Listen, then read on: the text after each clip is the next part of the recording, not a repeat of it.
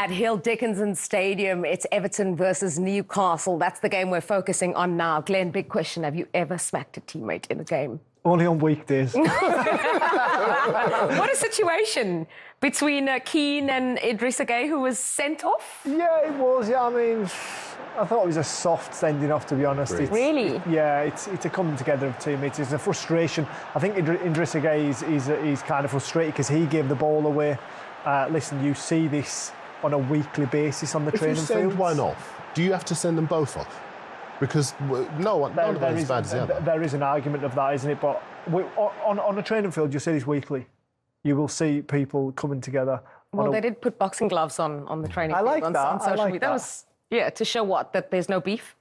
Yeah, because it's just the heat of the moment. It's just kind of a little bit of frustration boiled over, and ultimately they're family. I mean, they spend every day together. They travel up and down the country all the time together, so they'll be friendly enough.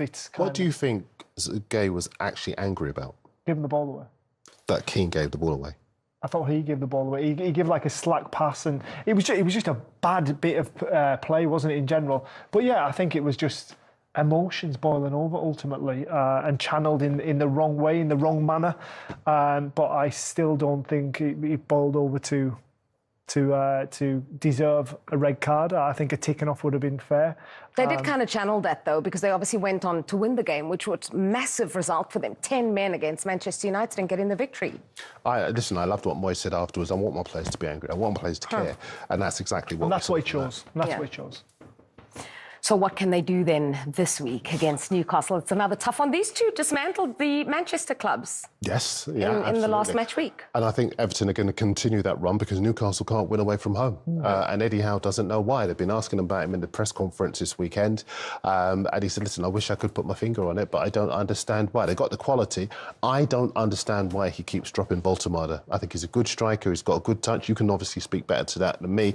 But to my mind, every time he plays for Germany, he looks quality. He comes back to Newcastle, he's on the bench. I like him, but I think Newcastle's problem been their fullbacks. They bring a different dynamic, and now that Hall and Livramento fit, I feel as though Newcastle will be a little bit more confident. But listen, I've been in the situation where things become a thing, whether it's conceding from a corner, and kind of you'll focus on that all week. First corner you'll concede, it's like a subconscious thing. And all of a sudden, this not winning away from home is a thing at Newcastle, without any doubt. They look like a different team. They play with a different energy. They almost play with a fragility away from home at times. I covered the Brentford game. They went in front there, and I thought, this is primed for Newcastle to go on and win. I actually covered the game midweek when they played in Europe. They went ahead against Marseille. Perfect platform, go and win, put this hoodoo to bed. But the moment, they just can't quite get that right concoction.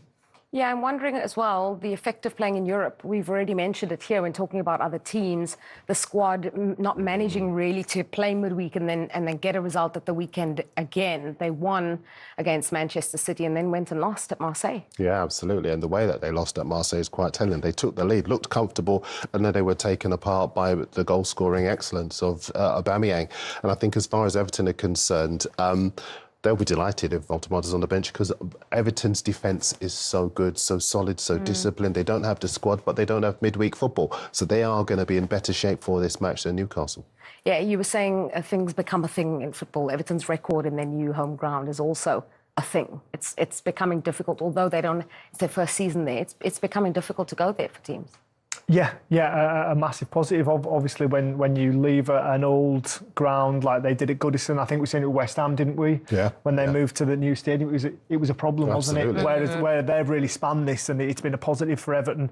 Listen, I think there's just a general positivity around Everton and David Moyes. I think the appointment of him, I think, kind of shifting a bit of dead weight, moving stadiums. There's light at the end of the tunnel, and when we get a look at those last results, just a little bit of stability at the club, something that they've not had much of over recent seasons. Yeah, absolutely. I mean, they'll be disappointed to have lost to Spurs, but in the other results, they've probably all gone the way you'd expect them to. Yeah, what do you think about Everton and obviously that huge result on Monday, as mentioned? The goal fantastic as well. The fight that was shown, but now they've got to do it without Idrissa Gueye, of course. Yeah, they can do it, but they've got the players in that squad, and also they've got the creativity as well. And I think Grealish actually is going to be the key man, because he's able to retain the ball. He does that job that you were talking about, holding the ball and relieving the pressure for them as a side. Njai possibly could score more goals, but I still think that he is a big asset for them. This bit of quality as well, that's the kind of game-changing. Well, you're renowned for that, so maybe you should talk about these pictures. Well, not from outside the 18-yard box. It wasn't that funny. It was. Do you know what? When we talk about Everton, I think creation is big. I think that is something that they've got in abundance now. It's a number 9. Yeah. They lack someone to rely on, someone to score those goals, and I can definitely see David Moyes knocking on the chairman's door and saying, in January, give me a number 9 and we will shoot up this table.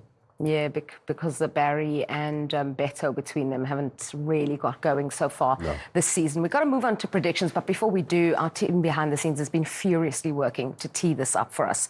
So, Glenn, you told us that when you made your return from an ACL injury, they put you on against Manchester United. Yes. We've actually got footage of that game. You said it wasn't me. This is a quick turnaround. Is that you?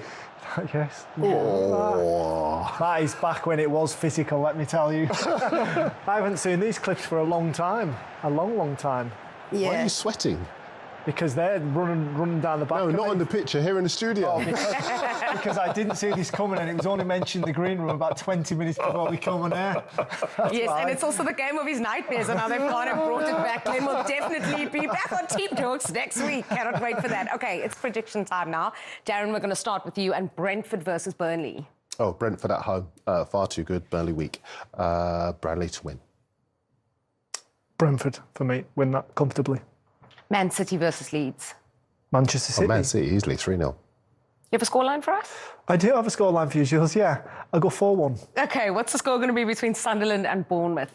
Oh, 2-2. Sunderland in a bad moment. Bournemouth in a bad moment. Sunderland going great. I think Bournemouth will find a bit of form, and I think they will win 2-1. And that game we just talked about, Everton, Newcastle? Oh, Everton 3-1. Oh, wow, 3-1. I got Everton 1-0. Spurs, Fulham. Spurs can't win at home. I'm going to go 1-1. I'll agree. 1-1. Palace, Man United. Oh, Palace 2-0.